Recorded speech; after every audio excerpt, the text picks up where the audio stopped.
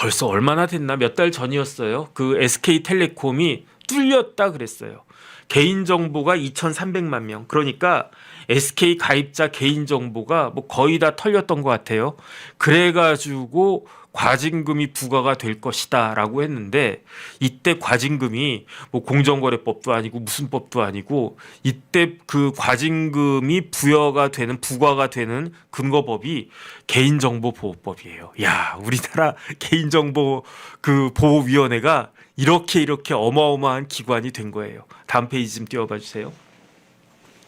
대한민국에 개인정보보호위원회가 있고, 그 개인정보보호위원회의 근거법이 개인정보법이거든요. 그런데 개보위라고 합니다. 개인정보보호위원회 지금 위원장은 고학수 위원장이고 서울대 로스쿨 교수예요. 아주 그냥 뛰어나신 분입니다. 그런데 그 고학수 위원장을 윤석열 전 대통령이 임명했어요. 근데 이제 그 고학수 위원장 임기 이제 얼마 안 남았고, 좀 있다가 이재명 대통령이 다른 사람을 이제 후임자를 임명하겠죠. 그런데 개인정보보호법 위반으로 해가지고 개인정보 보호와 관련해서 일정한 불법 행위를 저지른 사람이나 회사에 대해서 과징금을 부과할 수 있는데, 그런데 2022년도 뭐 그때도 이제 한 1,000억, 야, 저 때도 그렇게 매겼구나.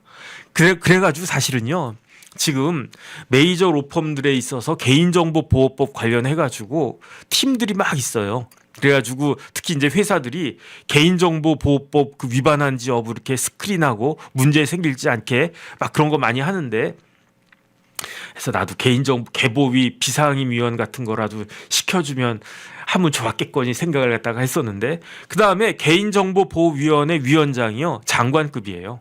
그게 뭐 그냥 뭐 개보위 뭐 개인정보보호 그 뭐 대단한 거야? 그 뭐 위원회 뭐 대단한 거야? 아니에요.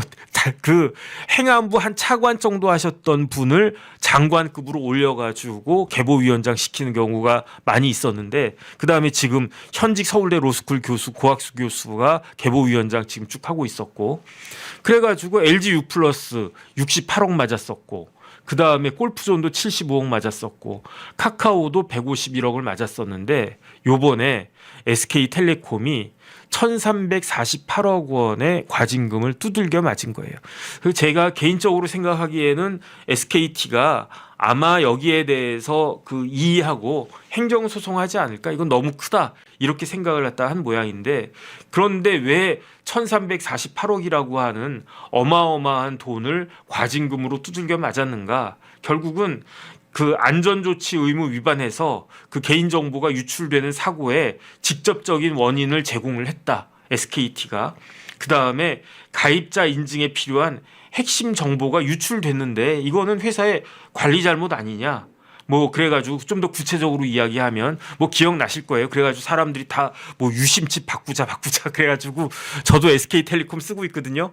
그래가지고 유심칩을 나도 바꿔 말아 막 이러고 있었는데, 저는 안 바꿨습니다. 왜 안 바꿨냐? 귀찮아가지고. 저는 뭐 이러다 말겠지라고 했는데, 다행히 현실적으로 무슨 피해 사례가 보고가 되지는 않았던 것 같고요. 저도 유심칩 안 바꿨는데 무슨 개인정보 털려가지고 뭐 제 은행 계좌가 어떻게 뭐 돈이 빠져나간다든지 그런 일은 다행히 없었던 것 같습니다. 근데 어쨌든 해킹 사고가 있었던 건 마찬가지고요. 사실이고요. 전체 이용자 2,324만 명의 휴대전화 번호, 가입자 식별 번호, 유심 인종키 등 25종류의 그 정보가 유출이 됐다. 그 다음에 보니까 조사를 해보니까 해커가 뭐 올해도 아니고 지금부터 4년 전에 2021년 8월에 SKT 내부망에 침투해가지고 서버에다가 악성 프로그램을 설치를 갖다가 하고, 심지어 2022년 6월에는 통합 고객 인증 시스템 내에다가도 악성 프로그램을 설치를 갖다가 했고, 그러다가 그 올해 4월 18일에 홈 가입자 서버 데이터베이스에 저장된 이용자 개인정보 9.82GB를 외부로 유출을 갖다가 했다. 그런데 SK텔레콤은 기본적인 보안 조치도 하지 않았고 관리도 소홀하게 해가지고, 그래가지고 이런 그 해킹 사고가 발생했으니까 1348만 원의 과징금 두들겨 맞아라. 그런데 이게 원래는 더 때려야 되는데 감경했다. 왜 감경했냐면 위반 행위를 시정을 했고 그다음에 SK텔레콤이 뭐 가입자들한테 뭐 준다고 그러지 않았나? 뭐 데이터 준다고 그러지 않았나? 아니 전 차라리 그냥 빵 나눠주면 더 좋았을 것 같은데 뭐 먹을 거 좀 더 좋았을 것 같은데 뭐 저한테도 뭔가가 날라왔겠죠. 어쨌든 그래가지고 SK텔레콤이 가입자들한테 뭐 준 그 서비스 금액이 뭐 상당 뭐 몇천억인가 조단인가 뭐 어쨌든 어마어마한 그런 것들 갖다가 했으니까 그런 것들을 종합적으로 감안해가지고 SK텔레콤의 그 과징금을 깎아줘가지고 1348억이었다는 이야기예요. 그러니까 개인정보보호위원회가 얼마나 막강한 기관인지 그 아셨겠죠. 뭐 그랬는데 지금 뭐가 문제가 있었냐면요. 그래가지고 이제 SK텔레콤은 뭐 이렇게 과징금 뭐 내든지 아니면 일단은 과징금 내고 소송하겠죠. 그래서 법원에서 일정 정도 깎아주면 좋은 거고 뭐 깎이지 않으면 어쩔 수 없는 거고 이렇게 될 건데 그런데 이상한 게 있었어요. 그 다음 페이지 좀 띄워봐 주세요. 저 뭐 사고 일진 제가 그냥 말씀드린 거니까 시간 뭐 관계상 그냥 넘어가겠습니다. 그 다음 페이지 사고 조사 결과가 이랬고 그 다음에 뭐 발생 개요 막 이런 거였는데 뭐 저거 복잡하니까 넘어가겠습니다. 저런 게 있었다. 그 다음 페이지. 자, 문제는 뭐냐면요. 프랙이라고 하는 게 있었어요. 프랙, PHRACK. 저게 무슨 뜻인가 잘 모르겠는데 어쨌든 프랙이라고 하는 게 있는데 저 프랙이라고 하는 건 뭐냐면요. 그 잡지예요. 잡지인데 어떤 잡지냐? 해킹과 관련된 전문 잡지가 프랙이라고 하는 잡지가 있어요. 그런데 이 잡지가 미국이라고 하는 나라는 참 대단한 것 같아요. 1985년이면 40년 전 아니겠습니까? 저 프랙이라고 하는 잡지가 1985년에 창간된 잡지예요. 그러니까 1985년이면 제가 대학 다닐 때가 제가 대학교 1학년 때가 86년이었는데 제가 대학 다닐 때는요 저 문돌이여가지고 그랬는데 그때 교수님들이 리포트 써내라고 하면요 저희 때는요 손으로 써가지고 냈어요. 그래가지고 학교 마크 찍힌 무슨 이렇게 보고서 용지 같은 거 있거든요. 거기에다가 뭐에 대해서 논하시오 그러면 거기에다가 이렇게 손으로 써가지고 시험 칠 때가 아니고 그 레포트 써낼 때 요즘 애들 보면 요즘 애들은 글씨도 잘 못 쓴다며. 근데 저희는 일일이 그걸 갖다 뭐 10페이지, 20페이지 그걸 갖다가 저희 때 그러다가 이제 컴퓨터 뭐 들어오고 시작해가지고 졸업 논문은 그 컴퓨터로 썼겠지. 뭐 문과니까 그랬습니다. 그런데 1985년에 제가 대학도 들어가기 전에 미국에서는요 해킹과 관련된 저 전문 잡지 프랙이 창간이 됐었던 겁니다. 그런데 저 프랙에서 8월 8일에 지난 8월 8일에 그 보고서를 발표했는데 프랙 보고서 내용을 갖다 좀 그 띄워봐 주세요. APT 다운 해가지고 더 노스코리아 파일스라고 하는 그러한 그 보고서가 딱 나왔습니다. 근데 이게 어떤 내용이었냐면 그거 혹시 제가 순서가 약간 좀 뒤섞여 있을 수 있는데 그 프랙에서 그 APT가 뭐냐면 아파트가 아니에요. APT가 Advanced Persistent Threat이라고 하는 그렇죠. 저 보면은 리스키 비즈니스 해가지고 프렉스 DPRK는 어디냐면 북한을 말하는 겁니다. 데모크라틱 피플스 리퍼블릭 오브 코리아. 그러니까 그 프랙이 PHRACK는 프랙이고 DPRK는 북한인데 북한의 해커는 probably a Chinese 아파트 가이. 그러니까 잘못 해석하면 북한의 해커는 아마도 중국 아파트 사람이다 이렇게 할 수가 있는데 그게 아니고 차이니즈는 중국이란 뜻이고 APT는 지능적이고 어드밴스트 앞서 있고 persistent 지속적인 threat 위협 공격 그러니까 해킹의 아주 진보한 해킹의 일종인데 쉽게 말하면은 많은 사람들이 그 프랙에서 어떻게 생각하고 있느냐 그 한국을 공격한 SKT 등을 공격한 해커가 있는데 그 사람 김숙희라고 이름 들어보셨죠? 그러한 그 북한의 해커 아니냐라고 생각을 하는데 프랙에서 쫙 그 조사를 해보니까 아니야. 사람들은 북한의 해커라고 생각을 하는데 아마도 프라버블리 그 해커는 차이니스 중국의 그 아주 그 고도의 중국 사람일 가능성이 높다 이렇게 그 프렉에서는 분석하고 있고 저거 전인가 후인가 그 프렉 이야기 나온 거 그좀 띄워봐 주세요. 그래서 8월 8일 보고서였는데 이게 사실은 보면 볼수록 굉장히 그 문제가 그 심각하다라고 생각할 수밖에 없는 게 잠깐만 그거 좀 띄워봐 주세요. 프렉에서 프렉의 보고서 제목이에요. APT 다운 더 노스 코리아 파일스 해가지고 프렉의 그 공개 데이터 분석 및 그 위협 배후 추적인데 저걸 제가 쭉 읽어 보니까 그 보고서를 갖다가 뭐 저 밑에 이게 조그마한 글씨 돼 있죠. 1985년 미국에서 창간된 세계에서 가장 오래된 해킹 전문 전자 매거진이 프렉이다. 저렇게 그 나와 있고 제가 쭉 보니까 지난번에 이제 한국 관련해 가지고 해킹이 있었다라고 해가지고 프렉에서 그 배후를 추적을 해봤어요. 그러니까 공격자가 킴으로 나옵니다. KIM. 그런데 이때 킴은 킴스키라고 우리나라 공격한 그 해킹 그룹 있지 않습니까? 킴스키 그룹일 가능성은 별로 없어 보인다. 프렉의 이야기입니다. 왜냐? 기존에 킴스키가 사용했던 방식과는 다른 점이 굉장히 많다. 그 다음에 오히려 그 중국어 기반 환경에 익숙한 사람이 해커일 가능성으로 추정된다. 왜냐하면 그때 저 해킹할 때 사용됐던 여러 가지 툴이 뭐냐면 바이두였대요. 그러니까 바이두와 같이 중국어 기반 플랫폼을 번역 없이 사용할 수 있는 사람이 한국을 공격했을 것이다. 그 다음에 그때 이제 쭉 그 프렉에서 이렇게 쭉 그 해킹해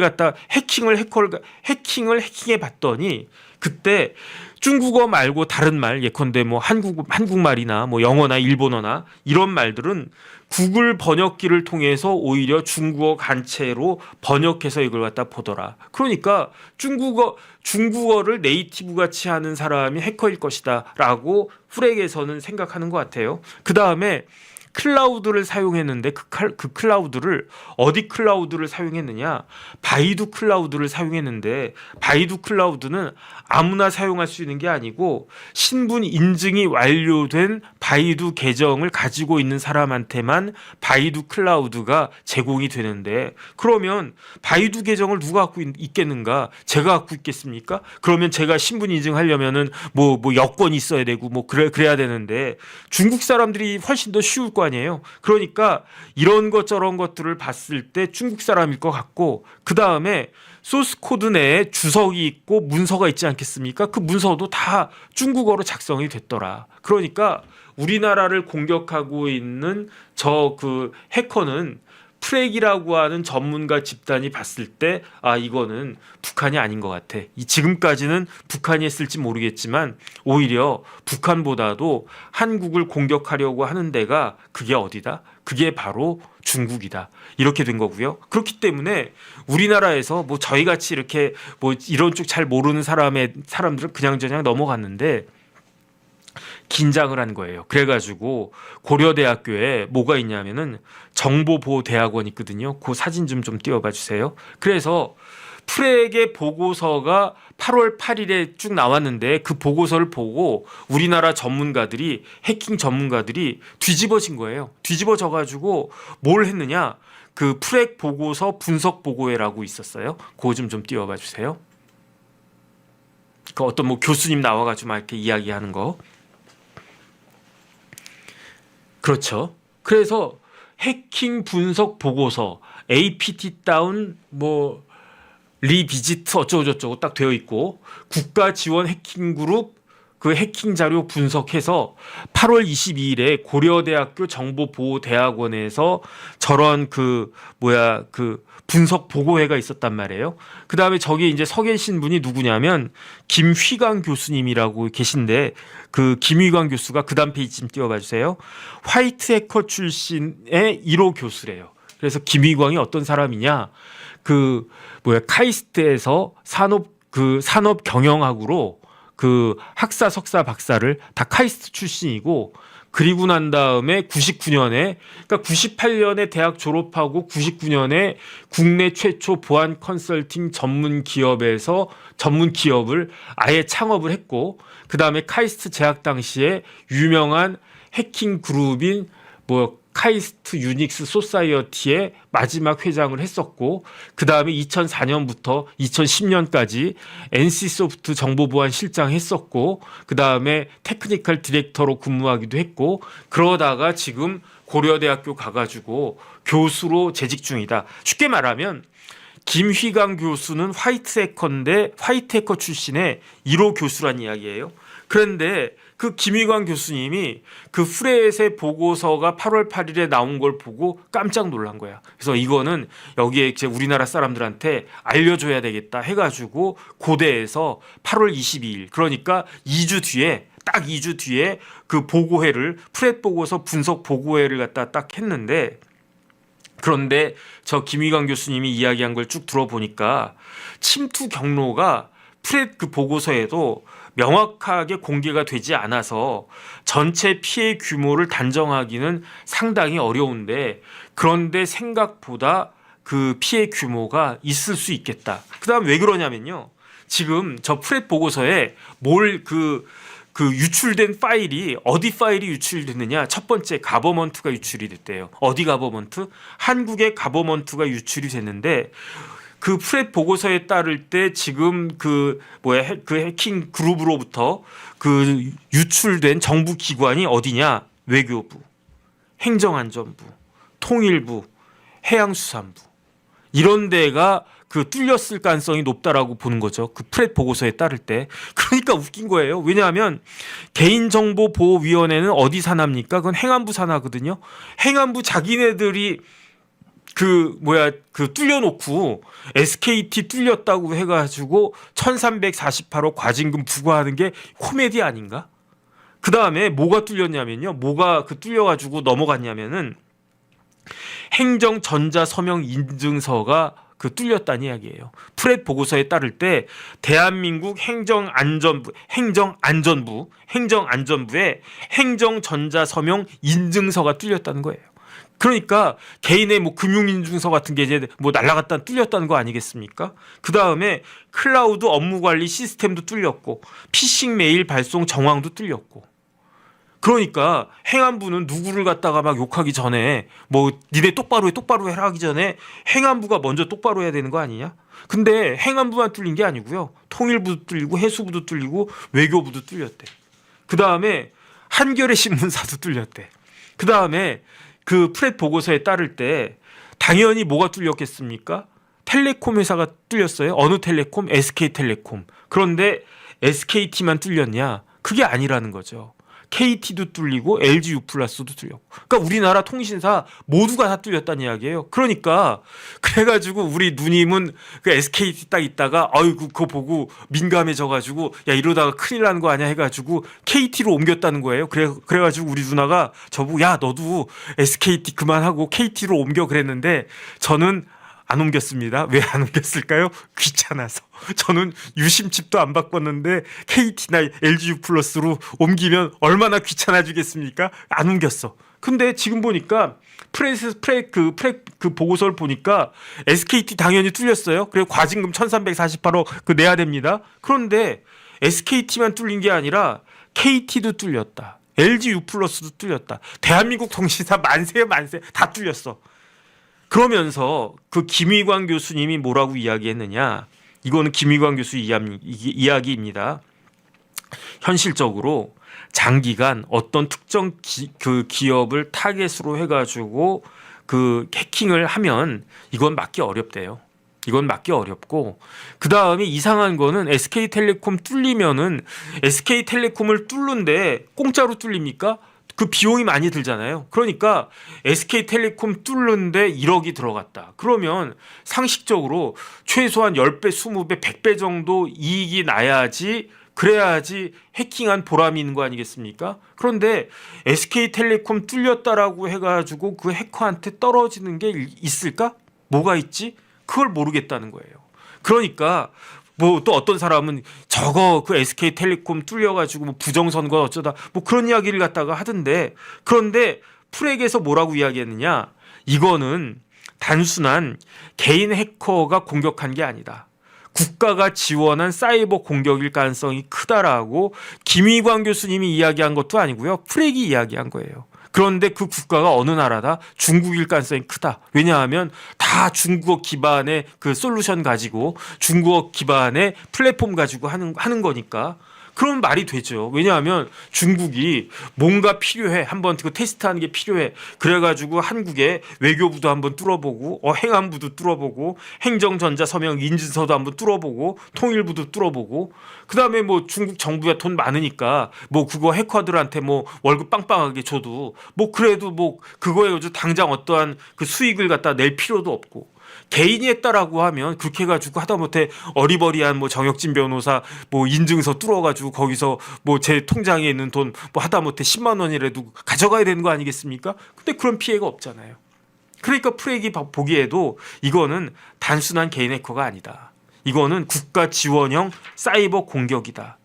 그랬는데 이거는 김의광 교수님 이야기입니다. 김의광 교수님이 딱 봤을 때 지금 우리나라 뭐 정부기관 뭐 심지어 한겨레 신문까지 뚜룩 다 뚫렸는데 지금 문제가 되고 있는 거는 뭐다? 지금 문제가 되고 있는 거는 그 텔레콤 회사니까 SK텔레콤 뚫린 건 전 국민들이 다 아는 거고. 근데 김의광 교수님 이야기에 따르면요. LG U+도 뚫린 게 거의 확실하다는 이야기예요. LG U+도. 그다음에 KT는 잘 모르겠어요. 김의광 교수님 말씀에 의하면은 LG U+는 내부망이 뚫린 것 같다, 거의 확실하다 이렇게 이야기를 하고 KT는 온도차가 있다라고 한 표현을 썼어요. 그 말은 뭐냐면은 이게 뚫린 건지 뭔가가 이렇게 새 나온 건 맞는데 단순한 개발자의 관리 부실로 인한 것이냐 아니면은 해커에 의한 해킹에 의한 것이냐 이거는 잘 모르겠다. 그다음에 그러니까 쉽게 말하면 KT도 보안 인증서가 유출이 됐어요. KT도. 그런데 KT망이 뚫려서 유출이 된 건지 아니면은 그 개발자가 그 담당자가 관리를 부실하게 해서인지는 잘 모르겠다. KT는. 근데 LG U+는 뚫린 것 같다라고 이야기를 했는데 KT는 뭐라고 주장을 하느냐? 이거는 망이 유출된 게 아니다. 지금 그 뭐 아리까리하다라고 한 그 이야기를 KT는 이야기한 거고 LG U+는 아니다, 안 뚫렸다. LG U+는 끝까지 안 뚫렸다라고 주장을 갖다가 하는 거예요. 그러면서 SK텔레콤은 자진 신고하지 않았습니까? 손들었어요. 우리 망 뚫렸습니다. 그래가지고 막 전 국민적으로 난리 나고 막 유심칩 바꾼다고 막 그 뭐 줄 쫙 서 있고 그러다가 결국은 1348억 얻어맞았는데 LG U+는 안 뚫렸는데요. 그다음 KT도 우리 안 뚫렸는데요. 이러고 있다는 이야기예요. 그런데 그것과 관련해 가지고 그 소비자 주권 시민회의 그거 있잖아요. 그거 좀 띄워봐 주세요. 그래서 8월 22일에 그 고대에서 그 보고회가 있었고 그 다음에 이제 소비자 주권 시민 회의라고 제가 그 나름대로 그 대한민국의 4대 그 시민 단체라고 저는 주장하고 있는데 그 소비자 주권 시민 회의에서 뭐라고 주장을 했냐면요. 8월 28일이에요. 그러니까 8월 22일 날 그게 있었고 그 고대에서 보고회가 있었고 그 소비자 주권 시민 회의인데 저기 맨 위에 이렇게 쭉 보시면 공동대표라고 쭉 나와 있어요. 공동대표라고 누구 있습니까? 김호균 교수님 계시고 맨 오른쪽에 맨 위에 있습니다.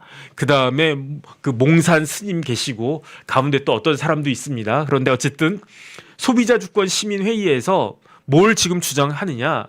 LG U+ 해킹 의혹 서버 전수 조사해야 된다. LG U+도 해킹 의혹 굉장히 많다. 그렇기 때문에 서버를 전부 전수 조사해야 된다. 그래서 해외 해킹 그룹에 의한 LG U+ 해킹 의혹이 지금 심각하다. 그 다음에 LG U+는 그 자체 전수조사를 갖다 했다라고 했는데 믿기가 어렵다는 거죠. 그 다음에 결국은 지금 뭐 개개인의 이러한 그 정보 유출 규모하고 상관없이 제도를 제대로 만들어야 된다. 이게 저희 이제 소비자 주권 시민 회의의 그 주장이었던 겁니다. 그런데 이러한 소비자 주권 시민 회의의 그 주장을 이어받아 가지고 바로 어제 MBC에서 기사가 났어요. MBC 기사 좀 띄워봐 주세요. 아니 그거 말고 그거는 그 방통위고 저 방통위가 아니라 과기부고 그렇죠. 그래서 뭐 단독은 무슨 단독 KT도 뚫렸다. 그러니까 그 MBC가 9월 1일이었으니까 어제 밤에 뭐 뉴스데스크인가 어딘가 거기서 이제 기사가 났는데 단독하면서 LG U+도 KT도 털렸다. 해킹 아니다라고 버티고 있는데 그러면 안 된다. 이런 내용이에요. 근데 다시 한번 말씀을 드리면 일단은 4월 달에 SK텔레콤이 먼저 자수해서 이제 광명은 못 찾고 자수해서 과징금 1,348억 두들겨 맞았습니다. 그런데 그때 LG U+ 아닌데요. KT도 아닌데요. 이렇게 이야기했는데 그리고 난 다음에 한 4개월쯤 뒤인 8월 8일에 프렉에서 아닌데 LG U+ 뚫린 것 같은데 그 이야기가 나오고 그거 보고 놀란 고려대 그 정보보호대학원에서 김의관 교수님이 보고회를 딱 열었고 그 다음에 저희 소비자주권시민회의에 간사님들이 열심히 공부해가지고 저희 소비자주권시민회의 홈페이지 들어가시면요 한 4페이지 정도 되는 그 보고서 같은 거 있거든요. 그거 한번 보시면 되고 그 다음에 그걸 받아가지고 LG U+ MBC에서 어제 저 기사가 딱 나온 겁니다. 어제. 그러면서 MBC에서 뭐라고 어제 어떻게 보도를 했느냐. 킴스키 서버에서 한국을 지속적으로 공격해왔던 해커 킴스키 서버에서 LG U+ 관련된 정보가 발견이 됐는데 내부 서버가 8,900개, 계정은 4만 개. 그 다음에 직원 167명의 실명 같은 게 킴스키 서버에서 발견이 됐다는 거예요. 그럼 그게 뭐겠습니까? 결국은 LG U+도 털렸다는 이야기고 KT도 지금은 아니다라고 계속 빡빡 우기고는 있지만 KT도 털렸을 것 같다. 그 생각이 드는 겁니다. 그런데 지금 법적으로 조금 미지네요. 그래가지고 그걸 갖다 보고 이 기사를 보고 발빠르게 그다음 페이지 과학기술정통부에서 과기부에서 과학기술정보통신부에서 보도 설명 자료를 냈는데 어떻게 됐느냐? MBC는 프렉의 발표를 인용해서 KT와 LG U+에서도 해킹이 있었다고 발표를 갖다가 했는데 그런데 두 통신사가 해킹으로 볼 수 없다라고 버티면서 정밀 조사는 진행되지 않고 있다고 보도하였습니다. 다시 한번 정리를 하면 어저께 밤에 MBC에서 보도가 나왔는데 첫 번째 프렉에서 LG U+하고 KT도 그러니까 프렉에서 조사를 분석을 해보니까 SK텔레콤뿐만 아니라 KT와 LG U+에서도 해킹이 있었다. 그런데 더 중요한 건 뭐냐? 정부가 그것을 잠정적으로 확인을 했다. 그런데 왜 발표를 안 하고 있느냐? 그 두 통신사 KT하고 LG U+가 버티고 있다. 그러면서 정부가 잠정적으로 결론은 내렸지만 민관 합동조사 같은 정밀 조사는 하고 있지 않다. 이게 MBC의 보도였습니다. 어제. 거기에 대해서 과학기술정보통신부가 주무부처죠. 그러니까 정부라고 하면 결국은 과학기술정보통신부 아니겠습니까? 그래서 과기정통부와 한국인터넷진흥원은 해당 기사와 관련해서 양 통신사의 침해 사고 여부 확인을 위해 현장 점검 및 관련 자료를 제출받아 정밀 포렌식을 분석 중에 있으며 그 다음에 앞으로 투명하게 공개하겠다 이 이야기예요. 그럼 결국은 뭔가가 있었다는 이야기 아니겠는가? 저는 그런 생각이 듭니다. 저는 그런 생각이 들고요. 그 다음 페이지 좀 띄워봐 주세요. 그래서 정보통신망법을 갖다가 보면 48조의 사에 침해 사고의 원인 분석 등 해가지고 조문이 이렇게 쭈르륵 나와 있는데 결론은 뭐냐면은 통신사에서 자진 신고를 하지 않으면 강제적으로 정보가 어떠한 조치를 취하는 게 미흡하다 이렇게 되어 있어요. 그 다음 페이지 좀 띄워봐 주세요. 그래서 48조에 보면은 뭐 정보통신망 침해하면 금지하지 않도록 되어 있고, 그 다음에 48조의 2에 보면은 통신사 등은 침해 사고가 있으면 대응을 갖다가 제대로 해야 되는데, 그 다음 페이지 뭐 신고도 해야 되는데, 이걸 쭈루룩 보면요, 제가 봤을 때 저 법에 따를 때 그 정부에서 그냥 뭐 그 조사하겠다, 강제 조사하겠다 그러면은 못할 바가 없지 않을 것 같다는 그런 생각은 드는데, 지금까지 정부가 좋으면 좋은 거다 뭐 이런 식으로 그냥 넘어간 거 아닌가. 그런데 이런 것들을 뭐 정부가 스스로 밝혀낸 것도 아니고, 프렉이라고 하는 그 미국의 그러한 그 전자 매거진의 분석을 통해서 이제 그냥 그 정부가 발등에 불 떨어진 것처럼 그렇게 한 것이 아닌가, 저는 그런 생각이 듭니다. 그래서 지금 어떤 생각이 드냐면, 첫 번째, 대한민국이 팍팍 뚫리고 있구나, 저는 그런 생각하지 않을 수 없고요. 그 다음에 왜 그렇습니까? 지금 우리 다 핸드폰 들고 여기에 나보다도 더 나를 많이 알고 있는 게 제 핸드폰이잖아요. 저는 막 까먹으니까 뭐 어제 뭐 했는지도 까먹었는데, 그래 제가 어제 저녁 때 내가 뭐 먹었지 기억이 안 난단 말이에요. 그럼 어떻게 하면 됩니까? 핸드폰 들어가가지고 그거 카드 결제 내역 딱 보면, 내가 저기 식당에서 육개장 먹었지, 나보다 더 정보가 많은 데가 이거예요. 그런데 이게 지금 팍팍 뚫리고 있다. 그래가지고 이거를 갖다가 뚫고 있는 데가 어디냐? 지금까지는 뭐 킴스키 뭐 이런 데가 북한인 줄 알았는데, 알고 봤더니 프렉에서 가르쳐 주는 거예요. 니네 북한인 줄 알았지? 북한 아니야. 이거는 북한이 아니고 중국일 가능성이 더 커. 물론 오늘 기사를 갖다 찾아보니까 김정은이 진짜 머리 좋은 놈들 뽑아가지고, 북한의 머리 좋은 애들 뽑아가지고 심양으로 보낸대요. 심양 보내가지고 해킹을 갖다가 가르치고, 그 다음에 그 해킹을 갖다가 잘하는 애들은 계속 내버려 두면서 뭐 이렇게 지원 많이 해주고, 실적이 없는 애들은 다시 불러들이고, 그러니까 해킹강 북한 애들이 그 뭐 중국어로 뭐 이런저런 걸 갖다가 할 수도 있을지는 모르겠는데, 제 생각에는 그래도 적어도 중국이 하거나 아니면 북한하고 중국이 협력해가지고 지금 대한민국을 사이버 공격하고 있다라고 저는 거의 그게 맞지 않을까, 개인적으로 그 생각이 들고요. 그 다음에 지금 제가 옛날에 그 이야기 들었을 때, 옛날에 저희 때만 해도 북한에서 머리 제일 좋은 애들은 김일성 대학교 철학과 가가지고 사상전을 준비시켰는데, 지금은요, 그 북한의 머리 제일 좋은 애들이 뭐 김일성대 철학과 이런 데 안 간대요. 어디 가느냐? 해킹을 시킨대요. 그래서 전 세계 10대 해커 중에 2명은 북한 사람이래요. 그래가지고 그 북한 사람들, 그다음에 그렇게 실력 좋은 해커들을 누가 필요로 하겠습니까? 중국에서도 필요로 하겠죠. 이렇게 우리나라는 지금 빵빵 뚫리고 있는데, 그런데 지금 현실은 어떤가?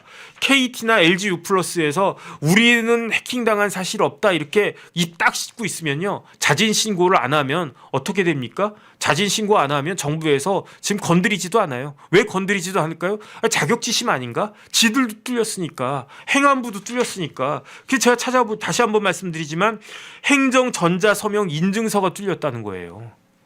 이게 행정전자서명 인증서가 뭔지 제가 정확히는 잘 모르겠는데, 그런데 제가 딱 든 느낌이, 그러면은 공인인증서 뚫린 거 아니야? 공인인증서 뚫리면은, 제 컴퓨터에 있는 공인인증서 뚫리면은 뭐 해커가 뭐 비밀번호 그냥 알아내면은 뭐 내 전 재산 다 그냥 그 마이너스 통장까지 빡빡 긁어 다 쓸 수 있는 거 아닌가? 그러니까 그런 인증서는 보안 중에 보안 아니겠습니까? 그런데 어떻게 행정전자서명 인증서가 이게 뚫렸다라고 할 수가 있지? 그러면서 어떻게 우리나라가 IT 강국이라고 할 수가 있지? 그러니까 이거는 좀 문제가 있다, 그런 생각이 들고요. 그 다음에 뭐 LG U+나 KT나 자수해서 광명 찾는 게 좋지 않을까? 저는 이거 김희광 교수님이 LG U+는 내부망 뚫린 거 거의 확실하다 이런 식으로 이야기를 했고, KT도 의심은 많이 가는데 뭐 자기들이 아니다라고 하니까 뭐 아닌가벼 뭐 잘은 모르겠는데 이 정도인 것 같은데, 제도적으로 문제가 있지 않습니까? 누구는 손 들고 했다고 해가지고 손 들고 했으면 좀 깎아줘야 되는데 과징금 1348억 그 두들겨 맞고, 누구는 입싹 씻고 안 먹었는데 꿀 먹은 벙어리 같이 그냥 가만히 있으면 넘어가지고, 이러면 안 되지 않겠는가. 그래서 어제 이제 최민희 그 위원장이 그 과기정통위의 최민희 위원장이 이것과 관련해서 제도 보완하겠다 뭐 그렇게 이야기를 갖다가 했던데 그 이런 부분들에 대해서 제도 정비가 있어야 될 것 같고요. 아휴, 그냥 여러 가지로 우리나라가 어수선한 것 같습니다. 그 나라가 이렇게 어수선하니까 이런 부분들에 있어서는 그러니까 외국에 우리나라를 그렇게 호시탐탐 노리고 있는 그러한 외국이나 외국 기관들의 그 공격에 대해서 사이버 공격에 대해서 진짜 정부부터 해서 그 모든 사람들이 눈을 부릅뜨고 이걸 갖다가 막아내도 뚫릴 수밖에 없는 게 해킹이라고 하는데 우리나라는 그냥 대문 쫙 열어놓고 있는 거 아닌가? 그 다음에 행안부 막 이런 데도 뚫렸는데 선관위는 안 뚫렸겠습니까? 당연히 뚫렸겠지. 제가 봤을 때 뭐 선관위 패스워드가 1, 2, 3, 4, 5래매. 그 다음에 아유 그러니까 그 어떻게 보면 이번에 그 뚫은 데는요. 선거관리위원회 같은 데는 뚫을 가치도 없다. 이거는 뭐 그거 할 것도 없다. 뭐 그 연습할 거리도 안 된다. 뭐 그런 거 아니겠는가? 뭐 그 사이에 뭐 선거관리위원회가 그 나름대로 그 대응을 방어를 잘 하고 있는지는 모르겠는데 어쨌든 여러 가지로 어수선하다 일단은 그런 생각이 듭니다. 그래서 좀 나라가 그 나사가 좀 이렇게 확 조여야 되는 것 같은 저는 그런 느낌이 드는데 뭐 그런데 지금 뭐 검사장 시기가 되는 사람이 대통령 보고 바보라고 이야기하고 실질적으로 법무부 장관 보고 속고 있다고 그러고 그 다음에 뭐 민정수석 보고 뭐 그 김앤장이 포섭된 거 아니냐 뭐 이런 뉘앙스로 이야기하고 여러 가지로 어수선한 것 같습니다.